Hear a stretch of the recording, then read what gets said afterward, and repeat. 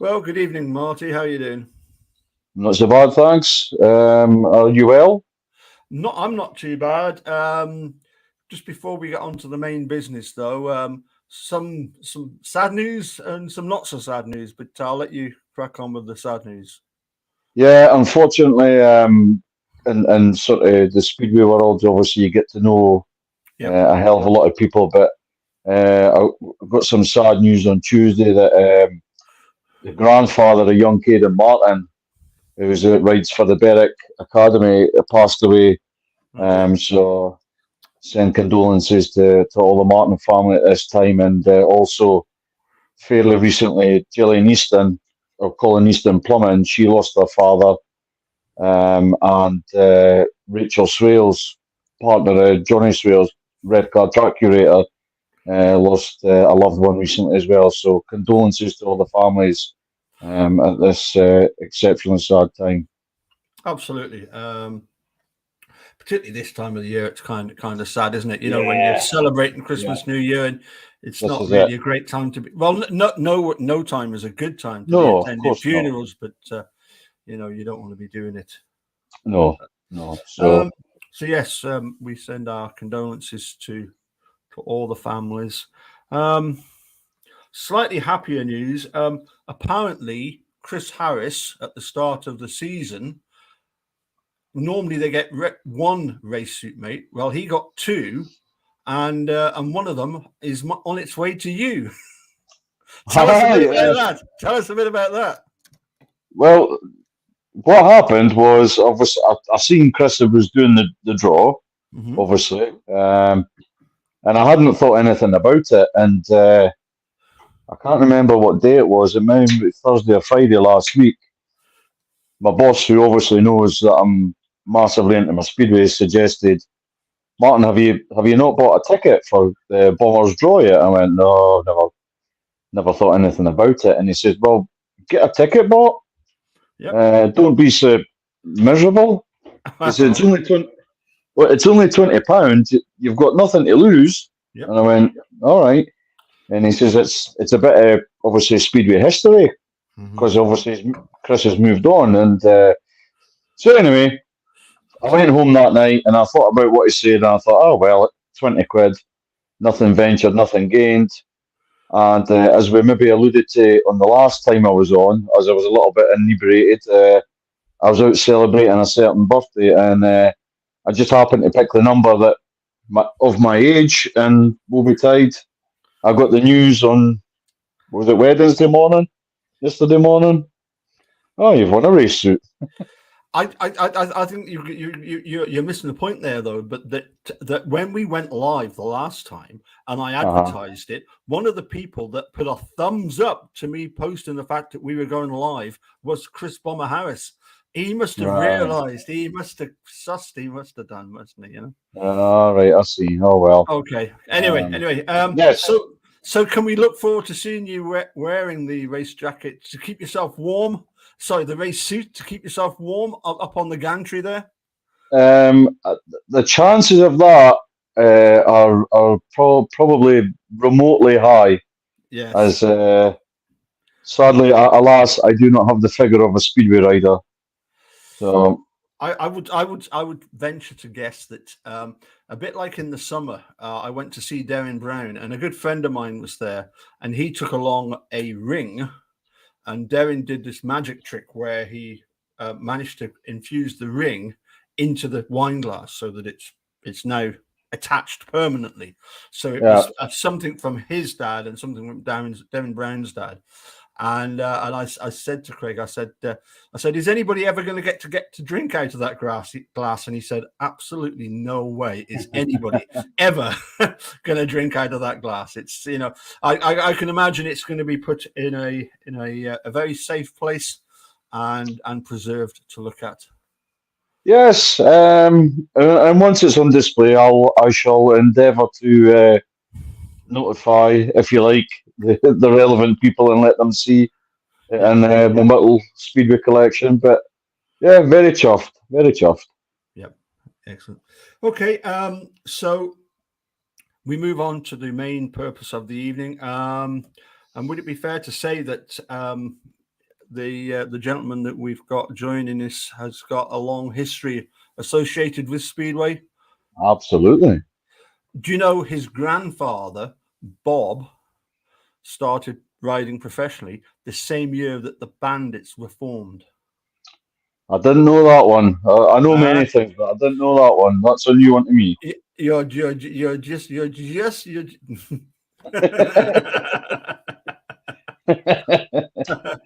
just being too modest. You knew that one, and have I got that right, Connor? That Grandad Bob started in 1968. You might have. I'm not too sure myself. Yeah. And Marty, I take it Berwick Bandit started in 1968. Not that. I mean, I was only 3 years old at the time, so I never went along, and I don't think you were even born then, Marty. No, I wasn't. I was. No, I wasn't even considered at that moment in time. Right. Oh. Connor, it's great to have you on. Many thanks for joining us and taking time out. I wanted to first of all start off with talking a little bit about, as I say, your sort of Speedway ancestry. You know, you're the third generation of Speedway riders to come out of deepest, darkest Devon. Yeah. Tell us a bit about, first of all, about Grandad, and then about your dad. Well, I can't keep track of the teams they rode for. Okay. Marty will be able to fill you in on those. Don't worry. I know. Sorry. I was just going to say. Yeah. Teams, they were great riders. Yeah. Certainly, I've seen a lot of your dad riding, and he was a hell of a rider. My first memory of Dad, Mike Coles, by the way, for anybody that isn't aware of that, Coles, is he rode for Edinburgh in the early 90s and commuted up from Exeter way, I guess, to ride for the Monarchs, and he was something of a stalwart. But probably a more lasting memory is that in the year 2000, Mike was captain of the Falcons, and they had a certain Chris Harris riding for reserve, and Exeter won the league that year, and your dad was a massive part of that.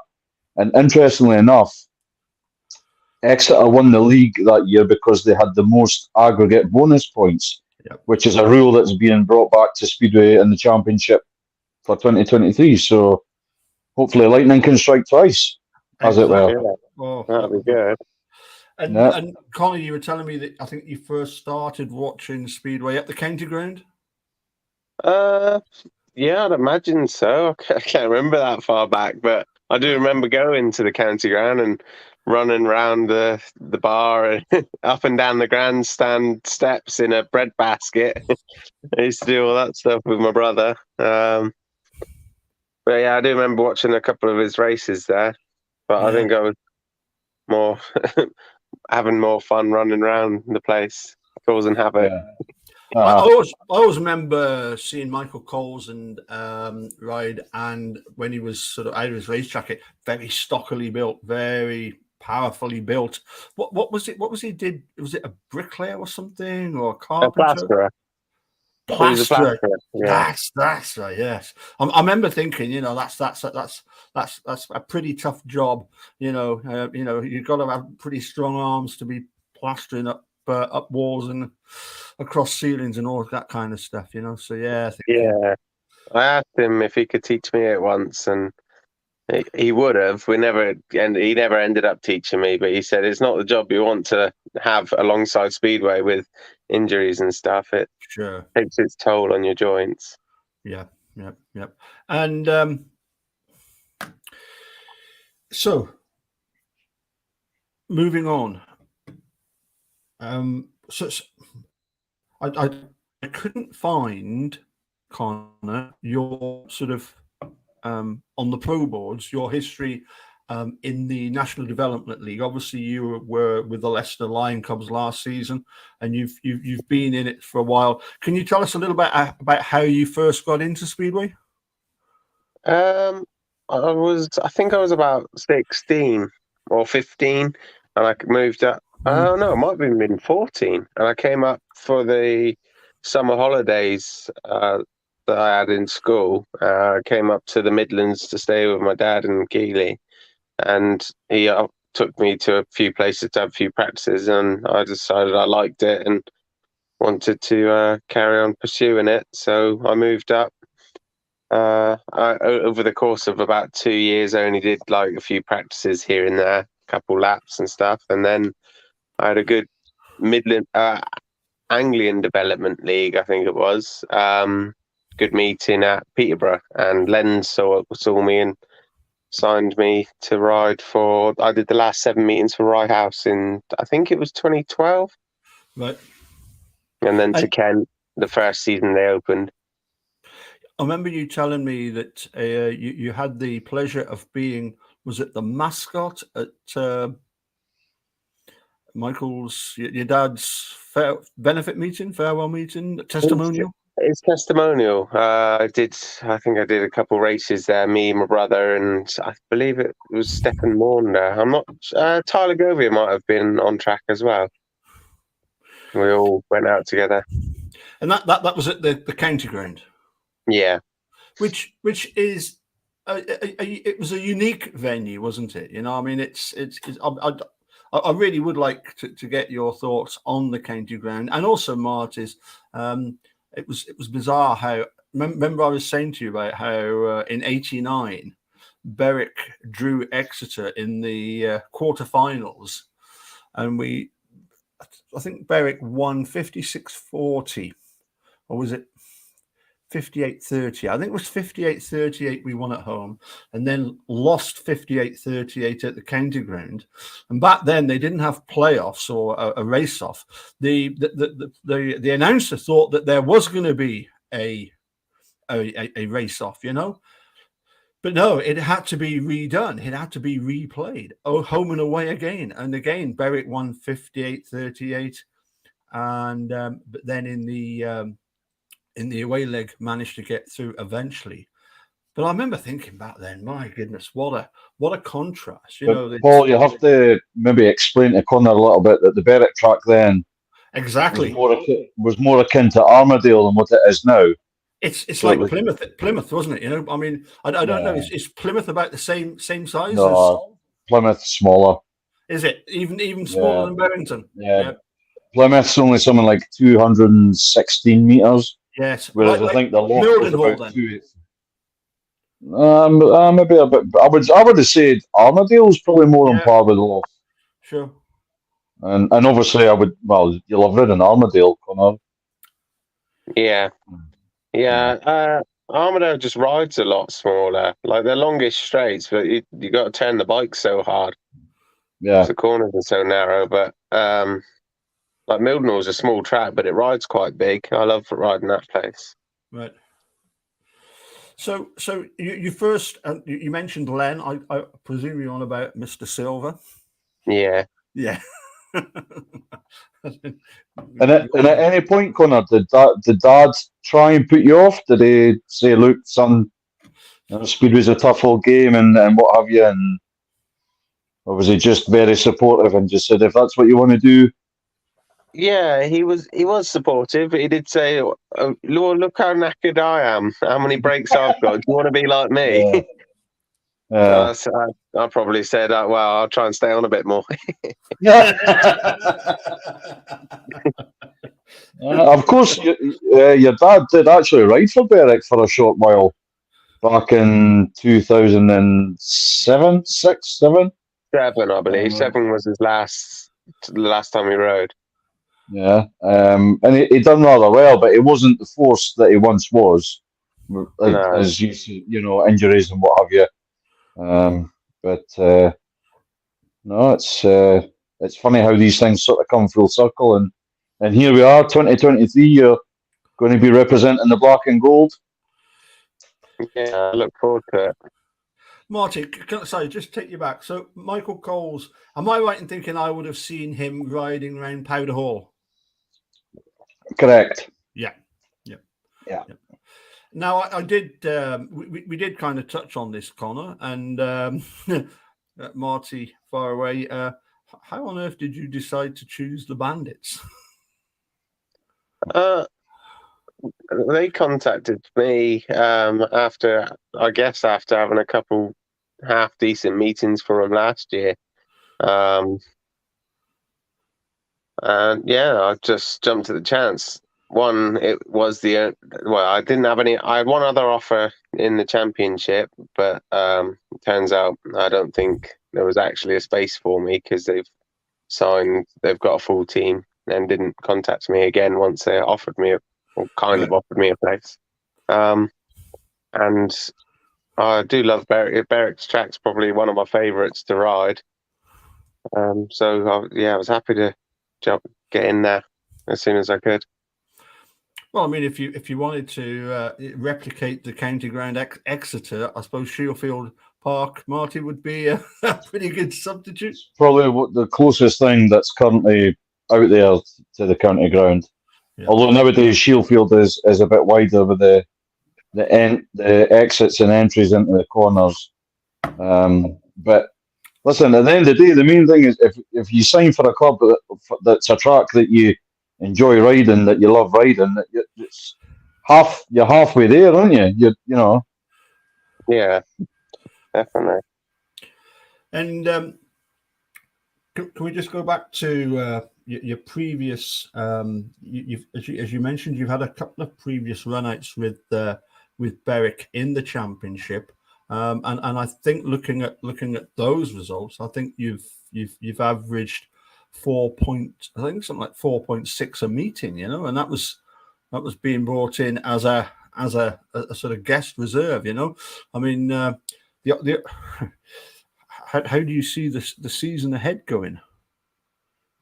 I'm not too sure. I just hope I can keep progressing on what I did last year, with last year being my best season to date. I just hope that's a sign that I'm heading in the right direction, and I'm just going to keep improving on it. And I want to do the job I'm asked to do for Berwick, and would be nice to be pushing for a second string spot by the end of the year or middle of the year. Yeah. Obviously, the last year you were obviously riding for the Leicester Lion Cubs, and we kind of touched on this as well.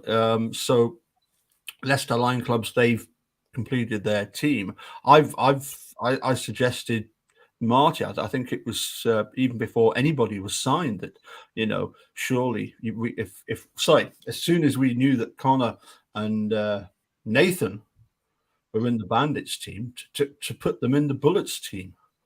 We know that Nathan's not going to do that, but I mean, Connor, would that be something that would be of interest, you know, to be both in the Bandits and the Bullets and double up? Yeah, definitely. If I can get fitted in, I would happily jump at that chance. Got nothing else lined up National League at the minute, and it would suit perfectly because it's one being a weekend. I would need less time off work and stuff, and I'm already there. It's just going to be more laps to hopefully improve my scores in the championship. Well, I think that's from a fan's point of view. I think, Marty, that would be the big plus, wouldn't it? You know, it makes logical sense, as Connor's just pointed out. Yeah, he's going to be certainly, obviously, the home meetings. If it's going to be run like last year and we're having double headers, yeah, he's going to be there anyway. And ultimately, as most Speedway riders will tell you, it's all about track time is what they want. It's the more laps, the more experience. The idea being, obviously, the more that you're going to progress. So it's ultimately a no-brainer from both parties. But time will tell. I think it was mentioned that you know the new Bandit skipper. There's only one person that's done probably more laps of Berwick than Leon Flint, and that would be. Well, from the Berwick team or the Bullets team? From any team. From any team. No. It's the joke is, of course, who's done more laps of Berwick, even more than Leon Flint? No, you're off on a tangent. I don't know. Ian Razor.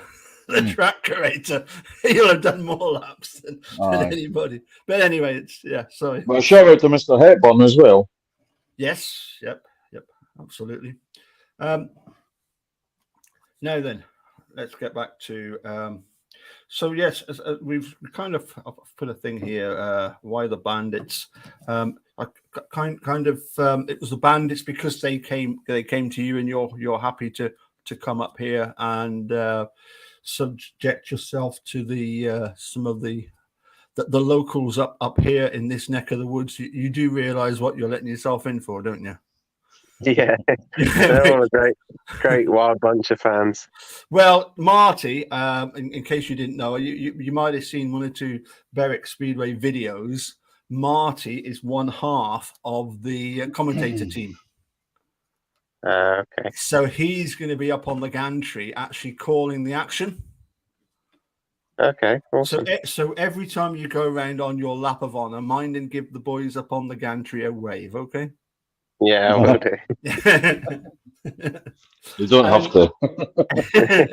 Well, you do it. Yeah, absolutely. Yeah, it's all about enjoyment. And for the avoidance of doubt, Connor, when you go down the back straight at Berwick, and just before you tip the bike in for turn 3, there's always a gentleman that stands very close to the wall, and he's always wearing this, how can I say it, Paul, a gregarious, loud, brightly coloured shirt, and he might be slightly inebriated and and you may hear him shouting one or two expletives, but don't be overly concerned. It's just Paul getting a little bit excited.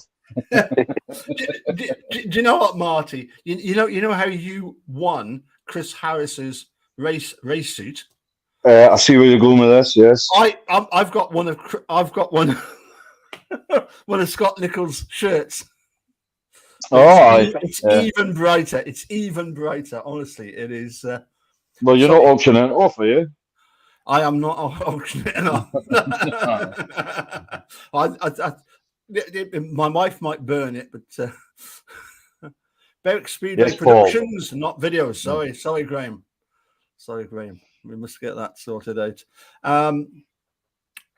And so hopes for the season ahead, as you were saying, just pile on the points. I think, as Marty's already alluded to, that the thing about this year is bonus points. So go out and hammer the opposition, isn't it? Do what Exeter did back, what was it, 23 years ago, Marty?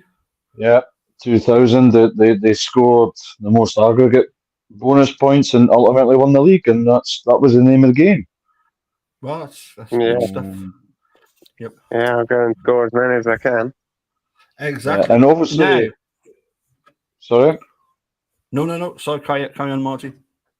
I was just going to say, when Exeter come to Berwick that night, in fact, it was a certain Michael Coles that won a Heat 15 decider for them to get the win on the night. It didn't need the bonus point because they won at Berwick, but that's another story for another day, a little bit of Speedway history, but I'm sure Connor will be involved in enough dramatic races to please everybody next season.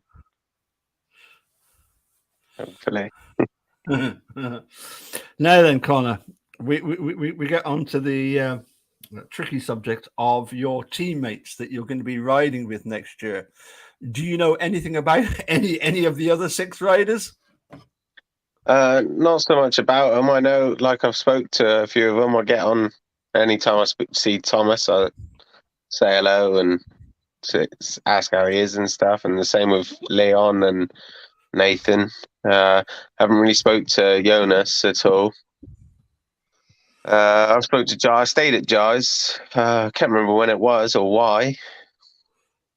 Probably, I don't know what it was for. I was up that way and I ended up staying. Needed somewhere to stay and I stayed at Jai's. Excellent. I don't think I've spoke to Schlein either.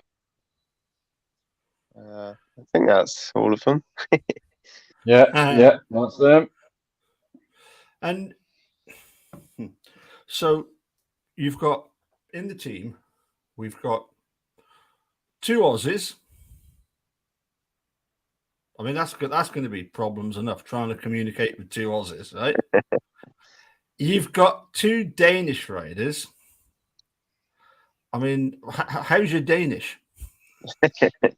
Yeah, sweet. but then just be the swear words. Yeah. It gets even worse because Nathan is Welsh. How you up on your Welsh, boy?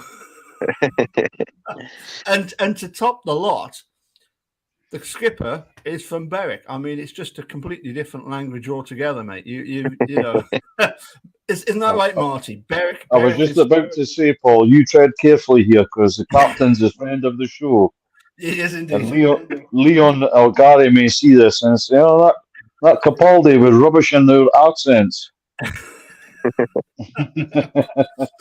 But he is the best thing. I always remember the captain coming on and actually mentioning the fact that, you know, that the actual team is great. You know, the Berwick team last year was fine. It was just the the team manager was the well, I won't use the exact words that Leon used. So any thoughts on the team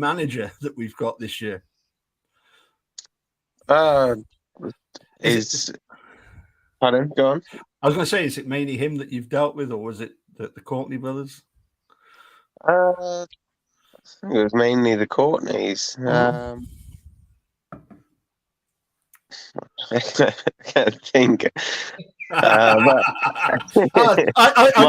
did promise I wouldn't put you on the spot, so I do apologise for putting you on the spot like that. You know, having to think of something nice to say about Gary must be quite difficult. But no, I'm only kidding, Gary. That's two for two, Paul. I think the team as a whole and management, I think we've got a great side and good potential to go and do what we need to. Well, what I would say is, from what I have read and seen, a lot of people, and I mean a lot of people, are writing Berwick off, saying that it's a weak team and they won't do nothing and that they'll do well to win at home and things like that. And I always think when you read these things and you hear these things, and granted, a lot of the lads maybe haven't seen it or heard it, but that is extra motivation to just stick the 2-second salute up to people and say, well, do you know what, pal? We're going to win, and we have won, and we're going to do it, and, you know, silence the critics. Yeah, definitely. I can't see why we can't go and win every meeting we go in. We've all got the ability to, especially the more experienced lads. Me and Nathan hopefully can plug away at the bottom end and do what we need to, but the other 5 have definitely got the ability to go and score maximums for fun. Yeah. And to that end, regarding yourself and Nathan at reserve, if you look at the majority of the teams, the reserves, will all be guys that you'll have, or the majority will have been guys that you've ridden against before in the NDL and whatever. So you know that you've got the beating of them before you. It's not like you think, oh well, I've got whoever at reserve tonight. I've never ridden against them, because just about every team's going to have reserves that have been NDL guys. Yeah, definitely. And with it being, well, if I can get a few laps in and stuff, with it being my home track, especially at home, I can't see why I can't go and beat them all the time. The same as like I did this season at Leicester. The track just suited me well, and I was a very tough man to beat at home. And on touching on that briefly, the Leicester track is not one of the easiest ones. A lot of riders, I think, are beaten before they turn up at Leicester because of what you're saying before about Armadale. Leicester's very long straights, and you've got to turn the bike, I would say, even harder at times, depending on what lines you take, I guess. But yeah, definitely. I don't know what it was about the track that suited me so well, but I love riding that place, and I do know that a lot of riders hate it. Like when Bellevue came to us, they I don't think any of them liked the place, and they all struggled. But then you go to Bellevue, and they can all go get maximums there for fun. yeah. Well, it's a different beast altogether, Bellevue, isn't it? In Yeah. comparison to Leicester. But Greg Blair, friend of the show and fellow co-host, he had a sort of mindset where he couldn't get round Leicester, and then he went with an open mind, and he attacked the track differently, and I think he maybe fell, but he said he'd come away positive because he'd figured out how to ride it. Yeah. Well, Paul. that's. I mean, obviously, we look forward to seeing Greg go this year. He's been on this fantastic fitness regime, running everywhere and putting out all kinds of stuff. I take it's the same for yourself, Connie. You have to sort of get yourself. You can't really enjoy Christmas and New Year too much. I have been. Oh, okay. I just mentioned that because our skipper is over in foreign parts enjoying a couple of beers as well. So, Leon, I hope you're enjoying yourself and stay away from that red light district. Honestly, it's not worth it, pal. You know what red lights mean, Paul? Sorry? I was just saying, you know what red lights mean in Speedway? Yes, exactly. We have a stoppage. Exactly. Yes. Connor, I was going to ask you about, riding it. I think is it yourself that's number 7 and Nathan at 6, or is it the other way around? I can't quite remember. I'm not 100% sure. I think I'll be at 7. I hope so, because I believe that's the easier rides. But is it? I was going to ask you about that. The difference between being a 6 and a 7 is. I mean, I suppose as a reserve, you're likely to be called up at any race. But when you look at the programmed rides, is that how you see it? That the 7 is because you get heats 2 and 8. It is definitely easier. Like when I was the back end of last year riding for Plymouth, I'd be number 7, even if I did go and win Heat 2, and they still took me out my next easiest ride and swapped me with the 6. I did that at week in, week out. I would be taking out my next ride because the other reserve, Lee Complin, he was the stronger reserve out of the two of us. So they kept on swapping my races, giving the easier one, and keep me either just let me have just the 3 rides or put me in a harder race. That's not very fair of Lee, is it? I mean, we must have a word with him. He's been on the show many a time. Not his decision, Paul. But it's not. No, it's okay. Lee's another one of my adoptions, so don't worry, Lee. We're not. So of the dare I ask, of the members of the Berwick team, the other members, are there ones that you're looking forward to riding with as a pairing? Obviously, you've got no choice in heat number 2, but are there any of the other riders that you're thinking that would be interesting to be paired with him? I haven't thought that way towards it, but like with any of them, if I've got the ability to stay with them, or if I could keep in front of them and they could shepherd me home, I'm doing something right if I'm up to their pace anyway. So just any of them, really, I look forward to riding with. Well, you've got to say, Rory's coming back, and okay, he's missed a year out, but he's been riding 20 odd years and longer, and won titles at championship level, and has he won at premiership level? But vastly experienced speedway rider. Thomas has ridden over here since 2010, 2011, something like that. And then obviously the captain, although his formative years, he's been around Berwick since he was doing something with his diapers. So all the guys have done plenty of laps around Berwick. So you're going to have a vast knowledge. And bear in mind, the team manager's ridden plenty of laps around Berwick. both Jamie and Scott as well. So there's going to be a whole load of guys that you can go to when you're up here to pass on or ask for the advice and knowledge. You won't be short for help on that front. No, I look forward to it.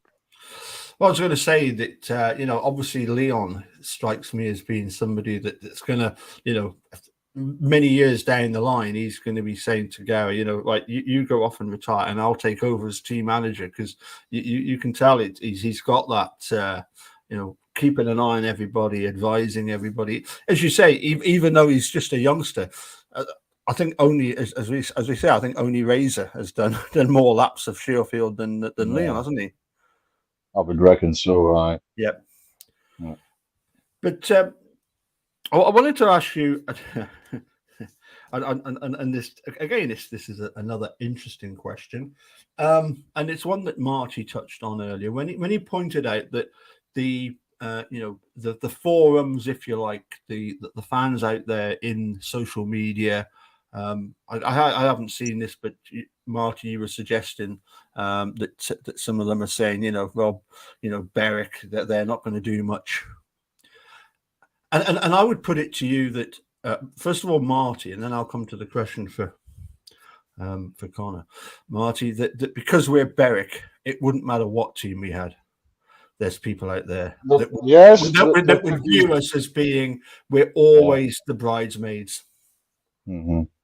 Yeah, there's always been an element of that the unfashionable club, if you like, and the establishment don't want to see Berwick doing well, and certainly some clubs in bigger cities, shall we say, are maybe look down upon us in some respects. But there is a large element that's a historical thing that obviously Connor will not maybe be fully aware of, but ultimately his job is just to get the head down, the backside up, and get in front of these guys and show them the fastest way around Shielfield Park than anywhere else.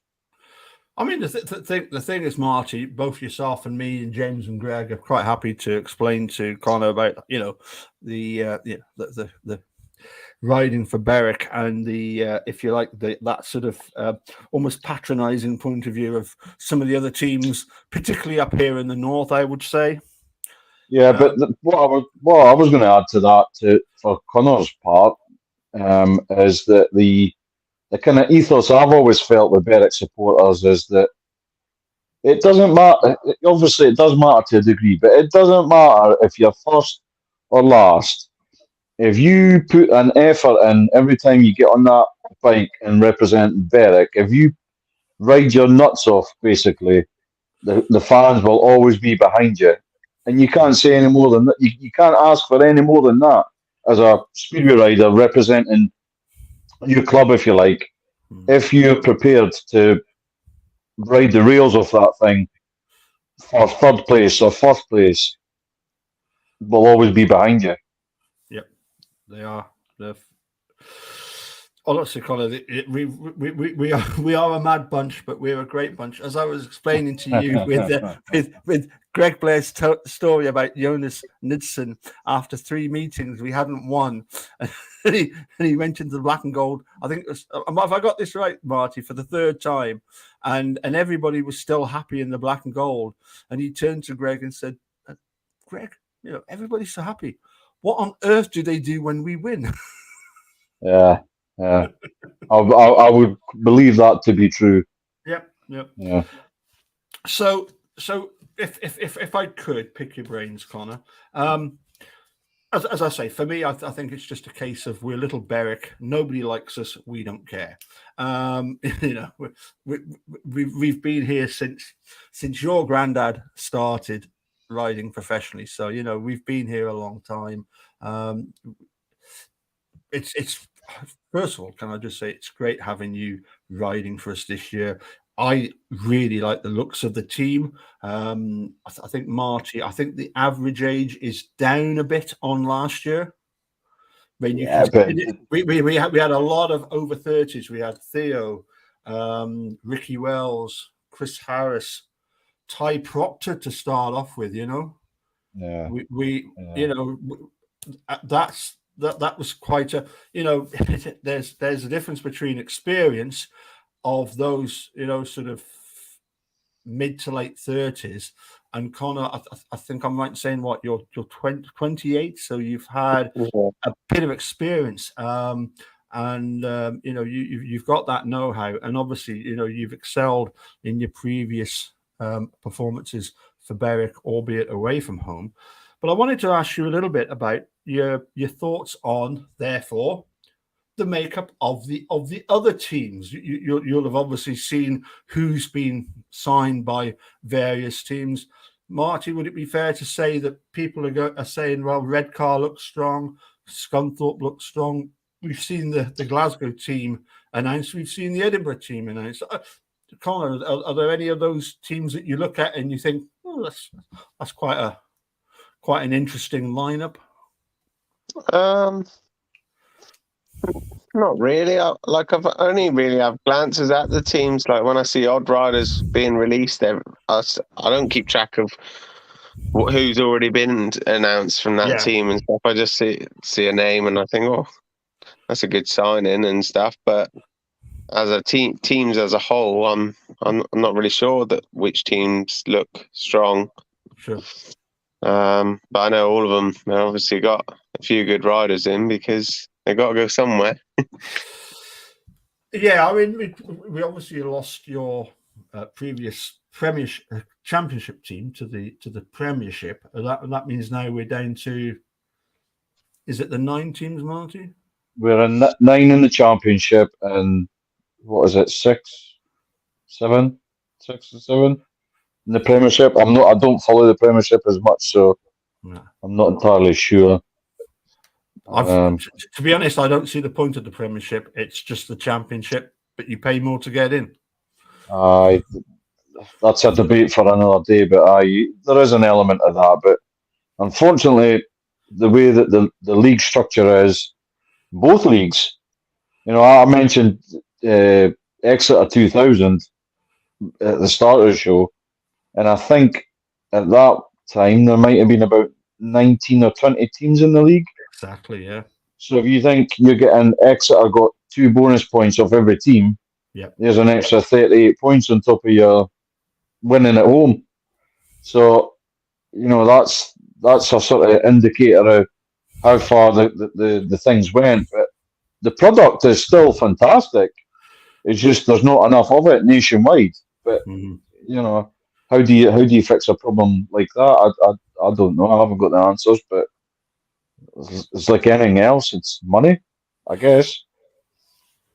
But one of the things I was going to say, Connor, was that I think you must be quite chuffed at being given this riding in the Championship, given the fact that there are so few teams. When Berwick have come to you and said, will you come and ride for us? Highly delighted you said yes. Was it? You've already explained it was pretty much a no-brainer when I said to you, why come to Berwick? Is it somewhere you want to ride? Well, anywhere. I'm happy to ride anywhere, but I do like the way Berwick is run. I like the management and everything around it. The fans obviously are brilliant, and it's just a really good track to ride. I think you can have a good home advantage once you've mastered it. Yeah, particularly the fans just before the third bend. They're good. But I've already warned them about that, Paul. Do you know what? I'll be honest with you. Right? When I first started going to the Speedway at Berwick at Shieldfield Park, my daughter Alessandra, who's 28, was about 3 at the time, and we used to sit in the main stand. And after a certain while, I'd say I want to go and watch it from a different angle. So I would go around to just before the third bend, just after the bit that's covered. As there's a bar there called the Ducat, isn't there? Yeah. And I was stood just after that, and it was great because I remember seeing Greg Blair doing a handshake with Andy Silver, and the pair coming an absolute cropper. They fell off, the pair of them. That was good fun, and so you see a lot of action. But what struck me at the time was it was empty, it was sparse.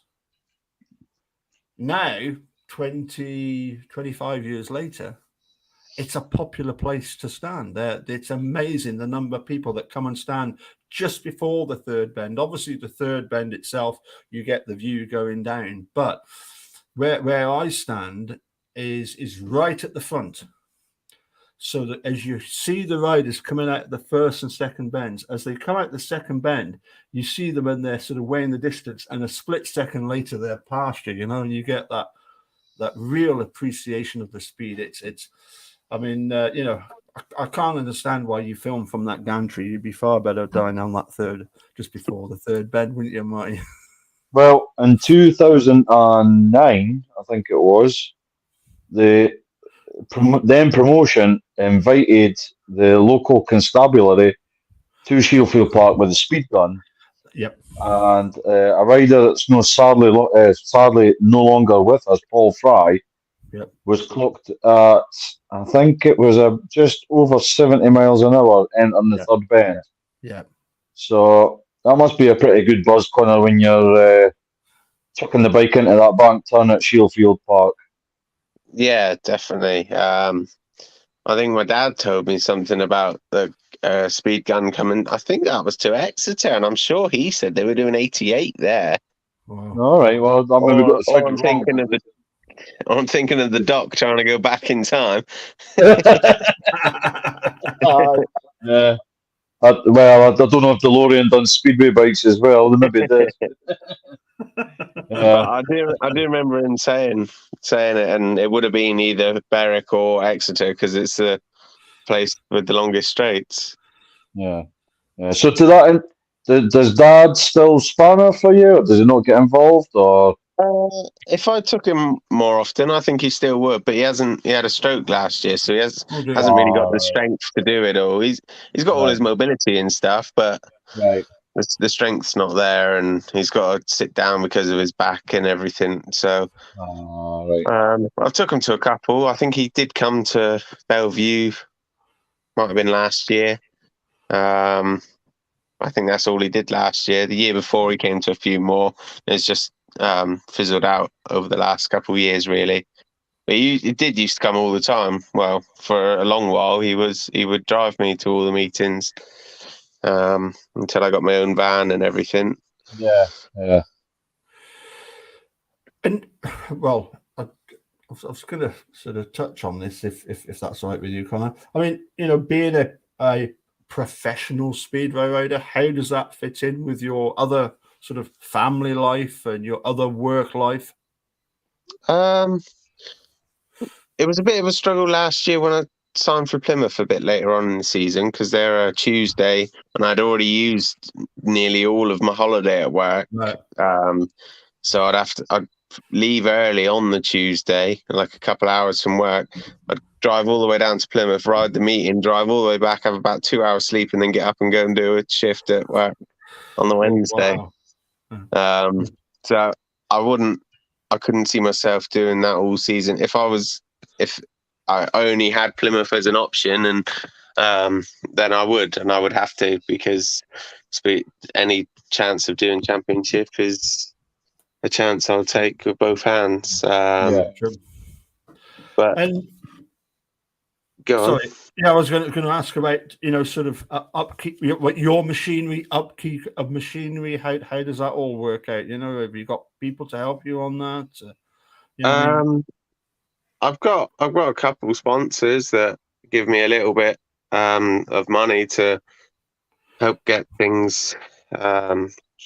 Try and get things sorted, but it hasn't been enough to afford new equipment or anything ever. I just try and save and do the best I can to buy whatever I can. I buy all secondhand frame bits and stuff, but I do all the engines myself to save money that way. Dad taught me that, so that helps a lot. I can buy a new piston because I haven't got to spend 250 quid or 200 quid on labour. Yeah. But just go on. Please do give your sponsors a shout out. Well, I've got Barry Bishop on the island and Cobra. Steve Luxton. Steve Luxton, yeah. Devon Shep Designs. X-Ray coaches? No. No. I don't think I ever asked them. I think that Dad just finished his career with that sponsorship, and then I don't think I ever asked them myself. But I'm a long way from Exeter. Yeah, well, I just wondered with the long-term association with Dad that they maybe want to. But I guess again, if it's not, it's local companies to local team, riders representing a local team and what have you. I guess it depends what they're wanting out of it. Yeah, I suppose so. I don't know if they want. Well, I guess you haven't always got to be a local rider. Like you see riders sponsored by various sponsors that aren't anywhere near the tracks they're riding for. So there is a chance to get sponsors by anyone, but I don't really know the best way to go about getting them. Well, I was just about to say, if any potential sponsors are watching tonight on a race night, I guess just approach Connor and have a chat with the lad. Yep. Easiest way. Absolutely. Yeah. No, I was going to say that during the past season, I was down. I think I was down 3 times. I was down visiting my sister that stays in Totnes. Okay. Which is down in Devon. We went to Plymouth. We also went to a wedding nearby, which was somewhere near Torquay. But on one occasion, as I was walking through Totnes, I met a Dalek.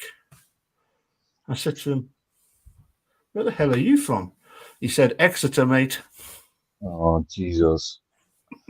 That's it for Capaldi. My Lord. You got that on a Christmas cracker, didn't you? I did not. I saw that on Antiques Roadshow. Paul, don't lie. That was straight out of Christmas cracker. No, it was Philip Sewell on the Antiques Very good. Roadshow. Yeah, I'll give you that. I alternate between Speedway videos and Antiques Roadshow. Well, well, I'll tell you, I mean, some of these, some of the stuff even from the 60s is not that. It can fetch good value. It's it's that old, but Marty, congratulations on winning that. I actually saw the video of Chris Harris doing the live draw and not realizing that it was you that had won the jacket and the suit until I saw a comment from Mythman. all right, aye. I don't know, Connor, are you familiar with our Berwick's own Mythman? I don't think I am. No, all right. Well, Marty will explain all. Who's Mythman, Marty? Well, friend and fellow commentator James Black, he was going to be on the show tonight, but he was time got the better of him. But he's a columnist in the Berwick programme. He's got a column on the Berwick web blog, the website blog, and as I say, he does a little bit of commentary with myself with Berwick Speedway Productions. Graham, I'll get it right this time. Yes. And so no doubt your paths may cross next season at some point or another. Yeah. So, I don't know, Connor. Have you ever heard any of their commentary? I'm not sure. I don't tend to watch much Speedway other than the meetings that I'm in. Let's just give Connor the benefit of some commentary, shall we? Paul, you and me's what going to should help we- words. What should we go for? What should we go for? Have you not got any races with Leicester? Cubs? I don't think I do. I don't think I do. But I haven't got them to hand. Here we go. Bullets versus Mildenhall. Heat 14. That has to be a Greg Blair special, doesn't it? I'm saying nothing at this moment in time. I'll let the video do the talking. Oh, what was the one that is this the one that had Luke Muff riding? Yeah, I think so. Luke Muff, is it? Alex. Luke Muff off yellow. So, there's nothing a given in this one, but you can bet your bottom. Work. Sorry, you were just about to say, Marty. I think it's Alex Spooner, Luke Muff, Greg Blair, and Ben Rathbone. Let's try again. Muff, is it? Luke Muff off yellow. So, there's nothing a given in this one, but you can bet your bottom dollar the box office player will be doing absolutely everything to throw the proverbial at the Venn Tiger Man should he need it. Yeah, it's we've been treated to some fantastic action here tonight. We really have. And National League Speedway, it's pretty bloody entertaining. It really is, and you only hope from a Bullets perspective that Greg's dug deep into his toolbox, reached out and found a start out of somewhere and can just rip Snort away from the start, get his wheels in line. But we're about to find out in this one, James. Rev's going high, Star Marshal away, tapes rise. Who's made the best fist of it? It's Alex Spooner and white, but Ben Rathbone on the inside's made a brilliant start. Can he block the move of Alex Spooner? And here comes box office as well. Yeah, Ben Rathbone making a rip snorting start there, getting the better of Alex Spooner, and Greg Blair is in third place at the moment. A 4-2 to the Bullets as things stand at the moment, but you just know that Greg Blair's going to throw absolutely everything that he has at Alex Here Spooner. comes Blair. Here comes Greg Blair going for the big Nothing pass. quite there for Blair. Not quite getting there. Alex Spooner hangs on into second place. Here it comes again, round bend 1 and 2. 2 laps to go. There's Blair Blair comes round jumping to the inside. Can he make it work on the corner? He's done him. Bullets on a 5-1, which means if it stays like this, or at least the worst they can do is a draw tonight. Absolute crucial. My goodness. Blair all out of shape. What on earth are you doing, Greg Blair? But Ben Rathbone out in front, looking so fast and so stylish. And if it stays like this, he's going to be the man of the match for me tonight. Ben Rathbone's been absolutely Blair tremendous. bucking and rearing all over the shop, managing to stay on the bicycle. High, wide and handsome indeed is Greg Blair. Yes. Ben Rathbone stealing a march. Yeah, Ben Rathbone. Reserve switch. What an astute bit of team management that was. It really was, and hats off to him. He made a brilliant start, rode a clever first and second bend, and well, you said it before the race. If there was a man that you needed to do the business when it mattered, it was box office, and he duly delivered. He was more out of shape than Zebedee at times, but he done the business, and I would say that he's pretty chuffed with that one. I don't know. Absolutely buzzing. Does he look chuffed to you? Just a bit. And the T-sider, Ben Rathbone behind him. I tell you, for me tonight, Ben Rathbone's been man of the match for me tonight. I can't go against that, you know. And of course, one race to go. Crucial. The Bullets have put themselves in a fantastic driving seat in this one. They really have. 44-40, one race to go. Which way is it going to go? We'll find out very, very shortly. Did you enjoy that bit of video, Connor? That's brilliant. I mean, seriously, I don't think that there's any other team in the country that have got commentators that could hold a flame to our two. I think they are absolutely top notch. They are, and they do it. They never ever use profanities like, but they encapsulate what everybody is feeling at the time. It's absolutely brilliant. Yeah. And you know what? They've only been doing it a year. Really? That's awesome. Yeah, they were asked to start doing it at the beginning of the season. And I think both yourself and James, you were reluctant to do it, weren't you? I was initially. I just went along and thought I'll give it a go, and without getting too much into it, I didn't really have any time to think about it or prepare. I just turned up and picked up a microphone and started talking about Speedway, and it just kind of went from there. So I don't know. I always tell people that I've got some sort of Speedway Tourette's, and it just comes out. But other than that, lots of people have said they've enjoyed it, so we must be doing something right. But yeah, thanks for that, Paul. I'll send you the 20 in the post.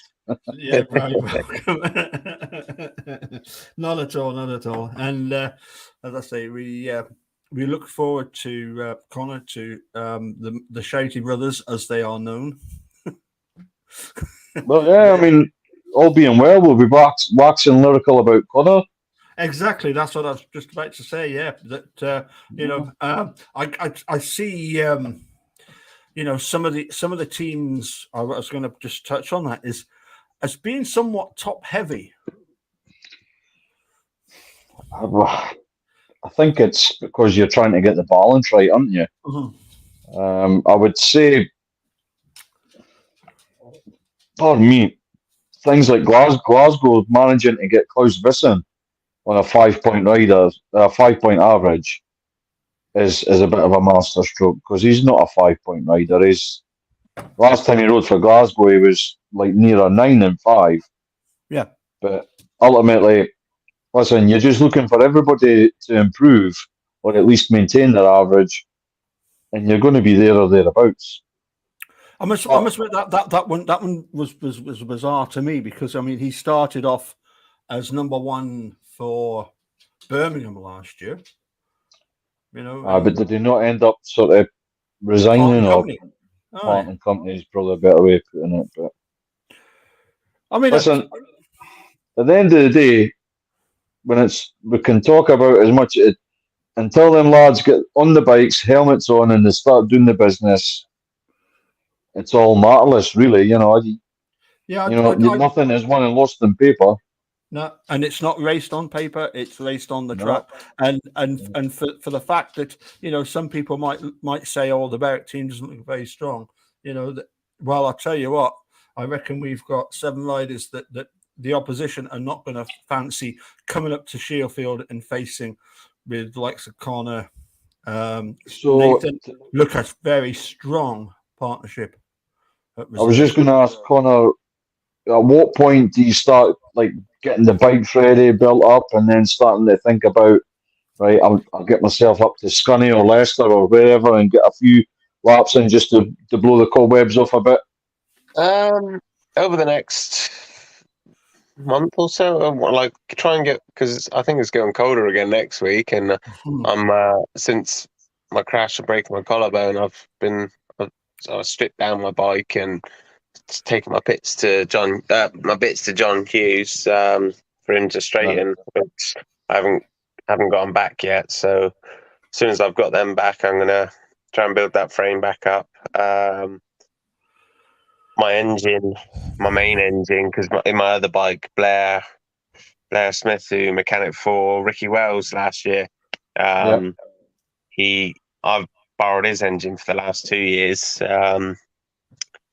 And the engine goes good, but it's not one that I get a bit worried when I ride it, because it's got light flywheels in it, and any dirt that it touches, the bike just picks up. It's quite aggressive to ride, so I ride that as least as I can. It's just a backup. But my main engine, my head is cracked, so I've had to I stripped that down the other day, and I've got another head there that I've bolted back on, and I want to try that out, see how that goes. I have bought another engine as well, but that's all I've really got is the 2 motors that I can use. So hopefully they're good ones. But yeah, I'll just build them up. At the minute, I'm at my partner's family's until Saturday. Right. So we'll get New Year's out of the way and stuff when we're back, and then I'll start building up and think about practicing. So where is the most local to you to practice? if they're open and can get me in, Leicester would be. Right. If not, it would be probably Scunthorpe. Because they're only, I think that's only 90 mile or something like that, 80 mile. It's not too far. Because you're handily placed virtually right in the centre of the country, aren't you? Yeah, pretty much. Like Leicester it was a doddle. I'd be there. I'd finish the meeting, and I'd probably if I got on the road for 10, I'd be home at about 10:30, 11. It was it's great timing. I remember when David Howe rode for Berwick, just at the latter end of his career there, 2017, 18, or was it 18, 19? Anyway, he lives obviously sort of Leicester way, and he said to me that one of the things that he enjoyed about this, and everybody's different and your mind works differently, but what he said about riding for Berwick was that because obviously the distance involved, and he liked to be at the track early, his Saturday race day would be to be up and get ready and get the van loaded, and he'd be away sort of mid-morning to get there in decent time. So he said that because he knew he had to travel, he wasn't thinking I can do it all at last minute. But he said, like when he rode for Peterborough, because it was only like 40 odd minutes away, he said he could just like spend the day doing whatever, and then be like, oh no, I need to get ready to get away. And he said he would turn up at the track panicking, but sort of riding for Berwick and having to travel that distance made him more aware of, I need to be prepared on race day to get myself ready and up there. And so when I get to the track, I've got a couple of hours or whatever it may be to get the van unloaded and just chill out with the lads and have a bit of banter. And he said it really worked for him, but it's so you've got these little things to consider, I guess. I do completely get that side of it, because like when I was with Leicester this year, I'd be sat around all day just bored, like just watching paint dry, just so I want to get on the road and get to the track. Yeah, or, like at least make a start. It's boring waiting around all day when you're racing in the evening. Yeah. Despite you're then getting home in the small hours of the morning, but being just as you alluded to before, Saturday night, okay, I'm guessing you don't work a Sunday, so you might be home late, but you're not up early to get away for work, so you've got your Sunday morning bike wash, prepped and whatever the case may be the following day, and it just worked for them. It's bizarre.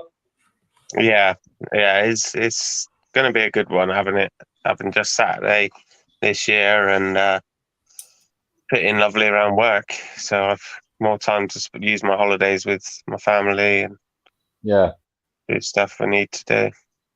So everything about it just ties in for you. It just fits together. Yeah, definitely. Super. Marty, going back to what you were just saying then about, arriving at the track. I remember once I had to meet Leon at the pit gate, and I was there and I said, I'm here to meet Leon. They said, oh, you're far too early. He's always the last one here. because it's just half a minute from from wherever he is to the track. It's okay. It's quite funny. I'm going to let you go, Connor. It's been absolutely fantastic chatting with you, and we obviously we look forward to seeing you riding for the mighty Bandits. Absolutely. And possibly, I don't know. Marty, we've got 3 riders confirmed so far for the Bullets. Greg Blair, Bartosh, as we call him, Greg Bartosh Blair, Archie Freeman, and Mason Watson. Yeah. So there's been a bit of chatter about, obviously. What's going to be the makeup of the team? Plenty of time to sort that out, Paul. Exactly.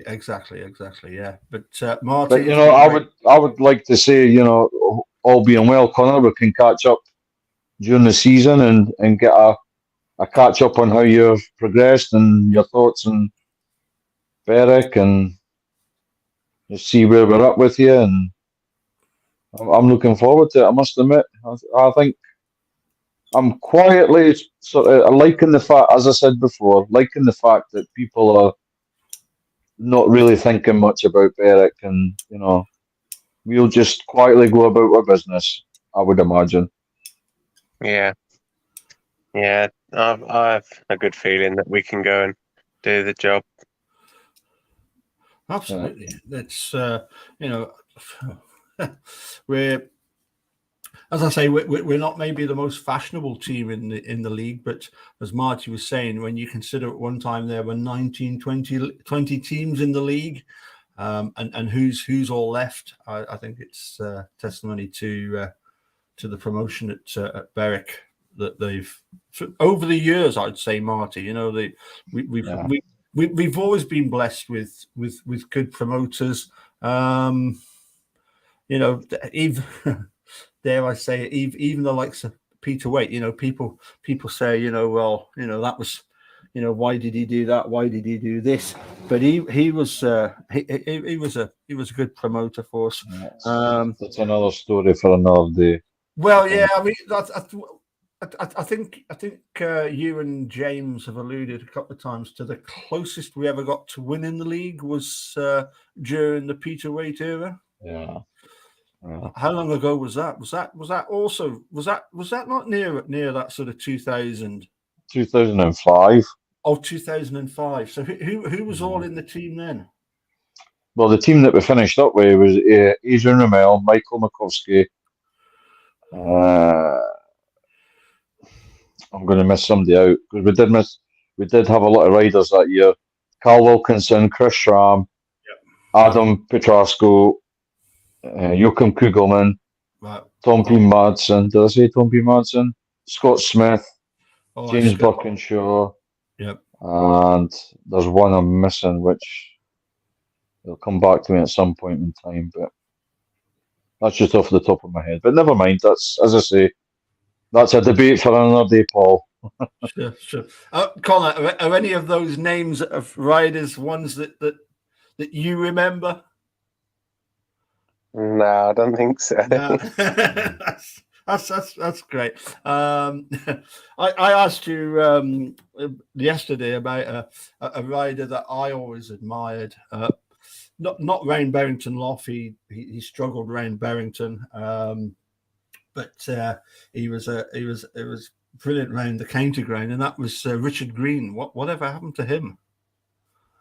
Well, he broke his back, didn't he? And he was never the same rider. Oh dear. I mean, he wasn't paralysed, but I think he had a real bad back injury that cut his career short. So I would say, I think that would be about 91, 92, 93, something like that. So yeah, Connor would have no way of knowing, Paul, because it wasn't here. Yep. So Connor, apart from obviously your dad, who were the sort of heroes of the Exeter team that you sort of looked up to when you were sort of growing up? Well, I guess it probably was only Dad, but they had I remember having in the team. I remember the main team. I remember is Simon Stevens, Mark Simmons, Graham Gordon. Who else? Frank Smart. Smart was a hell of a rider.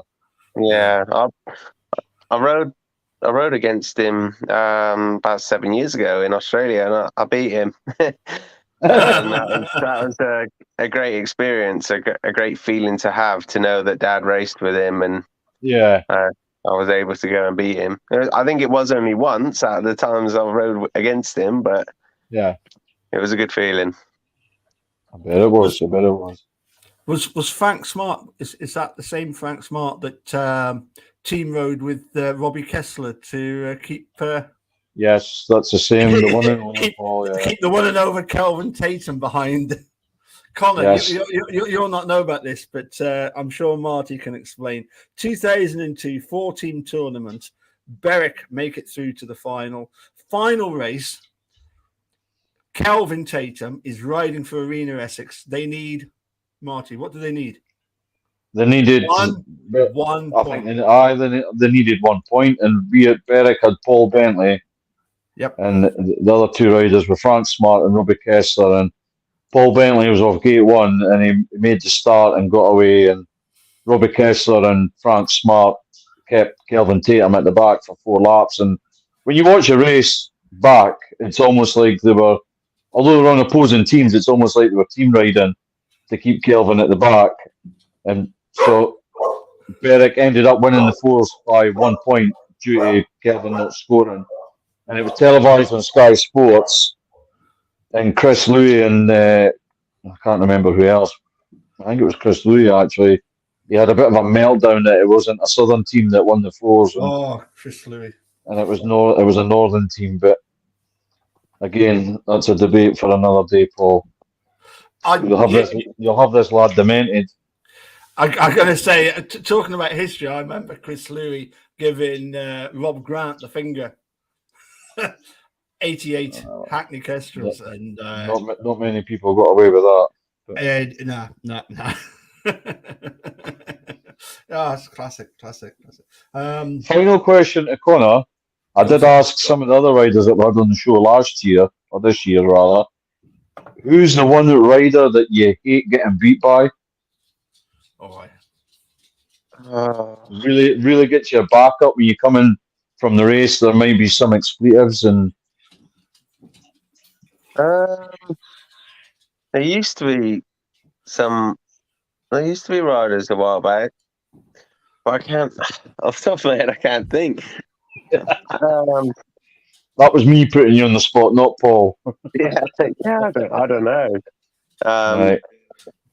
I know there was a few a while back who, like, if they'd rode me hard, I'd always remember, and then I'd hate riding against them or hate them beating me. And like Matt Williamson was one. He rode me hard once, and I always remembered it. But he was always a good rider, and I think I probably, the amount of times I'd come against him, I think I'd only beat him like once or twice, and that was on the island.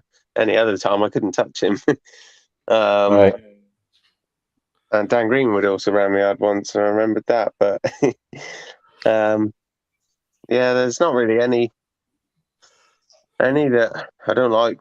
I don't like anyone beating me, actually. Anyone that, I don't know, they just come through the ranks and they've progressed very quickly. I think I hate it when they beat me, because the amount of time I've been riding, I should have the experience to not let it happen. Well, that's interesting, because you've touched on something there, and that is that, what in fairness, what is the problem with Speedway having the situation where some riders they seem to get it very, very quickly, and others it takes them a bit longer. It just seems to me that it seems awfully bizarre. I'll give you an example. Last year, Kyle Bickley, because of the numbers, he's then jettisoned out of the team because of the changes that needed to be made. But do you ever find, Connor, that you get the sense that you wish you'd have been given more of a run in the team to progress? Yeah, definitely. I know it's hard. Sometimes you do need to get away if you're struggling. Like I had it at Newcastle a few years back. I started the season with them.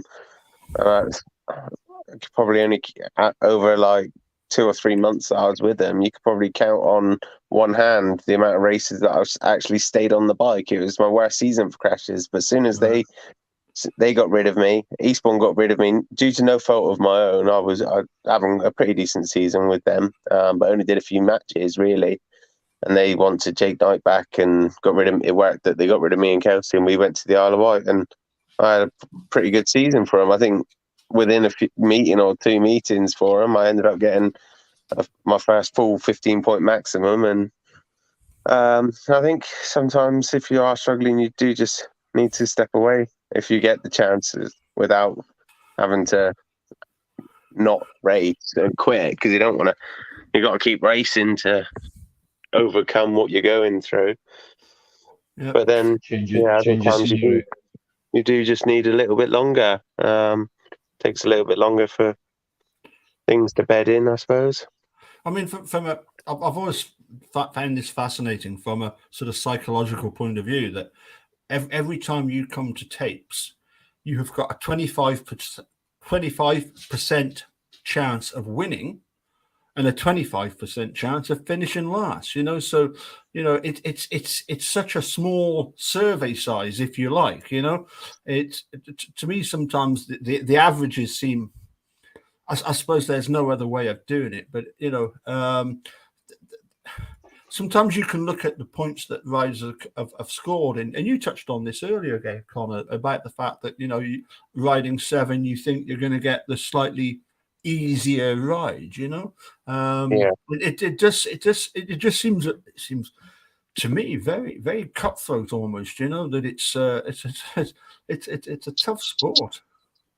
Yeah, definitely. Well, I had the same like 2 years ago. Although they didn't get rid of me, I didn't have a very good season for Bellevue. Like, it showed less. I was at a track I liked last year.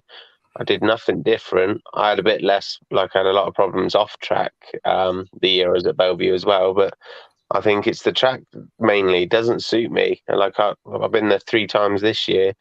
I dropped a point when I guested for them, and then the other 2 times I went there, I got 4. But like, I struggled all year. I was on, I would say, a false average. By the end of the year, I was on like 6.06. I think that's what Leicester got me on. And then at one point last year, I ended up going up to like 9.56, I think. So I was a lot happier on off track, and I had a good bunch of teammates at Bellevue as well. But I got on really well with my teammates at Leicester this year, and the track just suited me better. It's just different circumstances, I guess. I would agree with that. I would say when you come to Berwick with Leicester this year, you looked a far different rider from the year before when you were at Berwick with Bellevue. And you're just backing up what I was thinking at the time. You look more happier on the bike, more aggressive, just more, better, I guess, ultimately. And all these little variables added up, and it works for you. Yeah, definitely. Well, Mr. Capaldi. Yes. We're going to finish up there. I think so. Yes. I was going to find another bit of something to share with you, but no. I think we'll just. There was just touching on what Marty was saying at the very start. Just to give a little bit more explanation. When you come to Berwick, when you come to Shieldfield Park, and you're wondering where the dickens I am. So here we are coming into the third bend, and I'm wearing this brightly coloured shirt for the man who is normally standing there with another brightly coloured shirt. This, I would say, is probably the fastest. Try that again. So here we are coming into the third bend, and I'm wearing this brightly coloured shirt for the man who is normally standing there with another brightly coloured shirt. This, I would say, is probably the fastest part of the track. You're coming in here with a hell of a rate of knots, and you've got this banking to run up when you're coming in. So you want to come in here just off where, at that dip there, and you've got a lot of options. You can do what Theo Piper's been doing. He cuts it down onto the white line, and he can usually build up enough speed to get yourself out the corner and get into first place. Or you can do what Bummer does, or myself, and run it away up round the fence and keep that momentum going and come off the corner onto the straight, again carrying a lot of speed. So your options, you've pretty much got to decide what you want to do when you're halfway along the straight, who's behind you or who's in front of you. But 9 times out of 10, you'll see boys wanting to chase the dirt up against the fence. And looking at it, it does look like there's going to be a bit of material just coming out the fourth bend, which we'll go and have a little look at just now. So I was going to finish off, Colin. What do you reckon? Do you reckon you're going to be on the high line or on the white line? If I remember rightly, I think normally I'll try and clip the curb almost coming in, and then run up to the banking. When it gets a lot slicker, I think I did mess that up this year in heat 15 with Bickley. I think I might have come in. Did I come in too tight or turned too late? And I ended up in the fence. but I think that's normally the line I go for. But it depends what other riders are alongside me, whether I need to try and just come in on the dirt and stay out there. Well, could you please tell your reserve partner not to do this again? As we just see the riders still digging around, trying to find that sweet spot again. You know, all these little delays and things like that all eats into the curfew on a night where there's a double header and times of the essence a little bit. But yeah, it certainly does. But it looks like the lads are about to settle down in E2. And starter marshal Andrew Blair getting them under orders. Rev's about to go high. Green light on.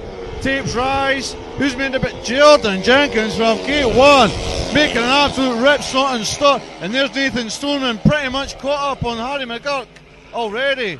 Yeah. Oh my lord! Oh! No concern here for Nathan Stoneman.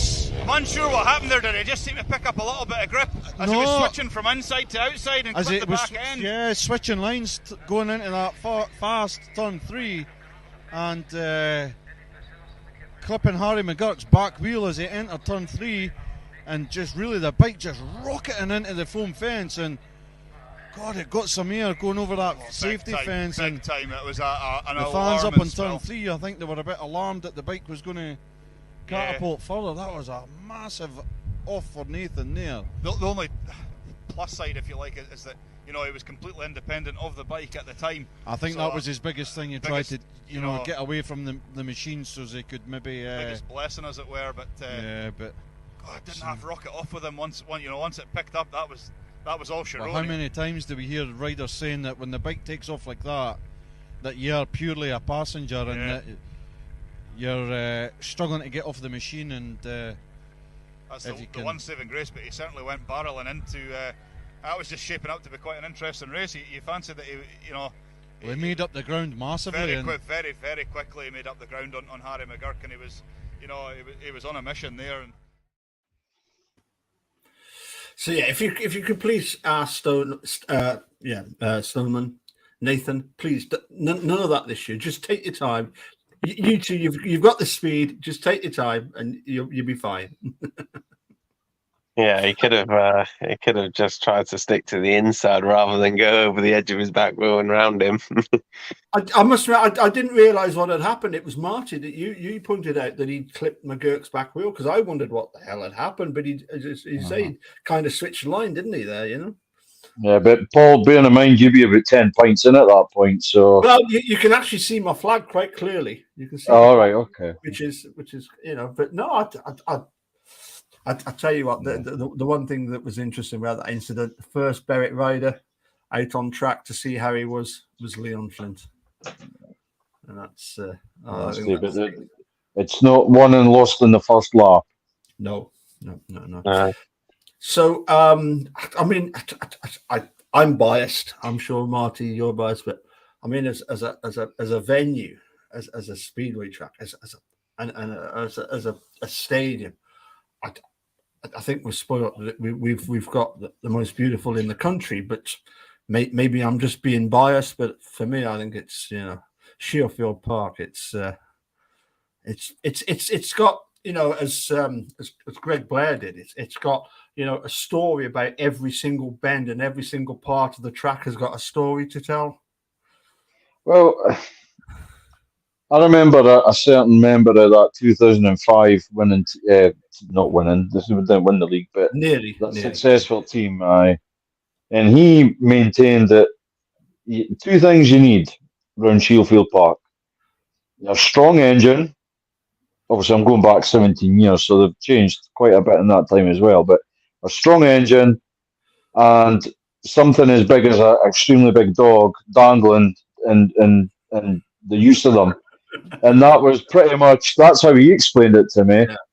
And I remember last year I asked Bomber about some of his overtaking and the gaps that he managed to get through. And the reply I got was, well, if the handlebars go through, the rest is going through. So, and that's always stuck with me. Yeah. So, it's one of them, but it's certainly one of the fastest in the country, I would say. I can't think there'll be many faster. Maybe Sheffield, maybe. But but certainly, as you touched on it as well, Connor, that the length of the straights, by the time you get to the corner, you're trekking on. Yeah, so the only other one I can think of that I ride, or I get a chance to ride quite often, is Isle of Wight. They're probably almost equally as long and straight. I think it's Is the third and fourth corner at the Isle of Wight banked these days? Yeah. Aye. See, when It does I ride a was lot there, better. it was just flat. All them years ago, it was flat. Still a damn good racetrack, but it wasn't banked way back then. But I'm going back 20 years. Jesus, that was when they were in the Premier League. yeah. I went there and mechanic for Stefan Mel, and you never guess what he scored. Note. Note. Yeah. That was my one excursion to the Isle of Wight. Yeah, it's I think it's actually slightly bigger than Berwick in terms of actual distance, but it certainly wasn't banked when I was there. And from what I can see of videos, it's maybe not quite as banked. I think a bit like the county ground. The county ground was sort of kind of not terribly banked in the first and second bends. It was the third and fourth bends that were quite steeply banked, and I think we've got exactly the same. I think also bizarrely, I think Derwent Park, Workington was the same as that, wasn't it, Marty? Yeah, it was banked third and fourth bend. Yeah. But I'm interested to see what the racing is going to be like at the new track. Yes, yeah. North side, I believe it's called. Yes. Yep. Yes. Yep. And anyway, finally, Connor, if we could wish you and your young family all the best for the new year from myself and Marty. Thank you. Great having you on the show, Marty. If you'd like to have the final. Yeah, just thanks for coming on tonight, Connor. It's been great to have a talk with you and what have you, and hopefully during the season you can get your dad up and we can get a catch up with your dad at some point, because as I recall, one of my vivid memories of him riding for Berwick was he was just a lovely bloke to speak to afterwards, and if he'd had a bad night, he was so despondent he felt he'd let anybody down, and that was my abiding memory. Was that here's a guy trying his guts out and feeling that he's let people down, and in actual fact, he was maybe trying too hard to his own detriment. But as I said to you before, we'll never ever knock anybody for getting stuck in and having a go. Yep. That's what we like to see at Berwick. So hopefully you can get him up at least once or twice. And thanks for coming on, and we'll catch up during the season. Thanks for having me. I look forward to it. Yeah. Okay.